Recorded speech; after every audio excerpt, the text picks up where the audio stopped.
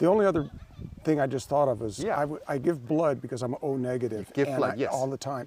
And whenever I go in, she always says to me, or it's been said to me several times, don't look where I'm going to be puncturing you because your yeah. body will react and Right. constrict the vessel without you even knowing it. Right. So if I were to meditate and so forth and so on, could I override that automatic? Absolutely. So see, in our typical mental state, we're fixated on something. You're fixated on your hunger. You're fixated on what you have to get done today. You're fixated on the person that was rude to you this morning, or any number of things. We're fixated on these things.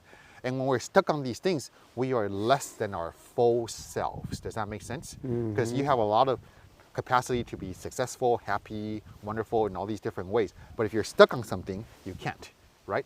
So in cultivating meditativeness, you become aware of everything. So I don't know where I read it or heard it, but a meditative mind is like a frog on a lily pad. So the frog's on a lily pad, and if there's a fly flies by, you'll eat it. Okay? And if a fish comes, a big fish or a cat or something comes along, you'll jump in the water. I guess it better be a cat. You can't hide in the water from a fish. So a cat comes, the frog will jump in the water. So it's sitting there. But if it's fixated, if it's going, where are all the flies? Is that a fly? Is that a fly? Is that a fly? Then the cat's going to sneak up on him, right? And then if he's fixed on cats, I hate cats. Where are all the cats hiding? Then all these flies are buzzing by, he's missing his meal. It's only when you're aware of everything at once, then you have access to your evasive six capacities and your hunting capacities and everything else all at the same time. Does that make sense? So you want to open your mind to have that awareness.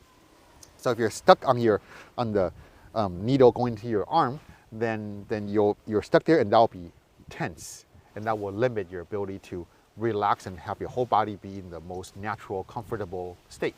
Right. Well, I'm there to give, so if I were just in that giving full sense, Absolutely. I would be giving now. And that's kind of like the spiritual element of it. It's that one way of overcoming the urgency of the adrenaline, of the stressful situation. Oh, needle's coming, someone's gonna punch me, someone's trying to rob me, a child is stuck under a car.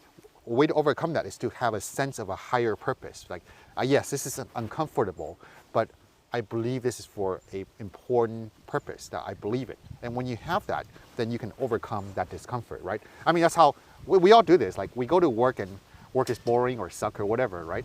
But because you want to create a good life for your family, or you really want to save up for the vacation you want to go on, whatever higher purpose it is to you, you can get through it. You might even get through it pleasantly. You might get through it calmly. So we do it on a daily basis. And you can learn to do it with more dramatic things by either being more meditative, have a more meditative mindset, or really believing in the higher purpose for yourself.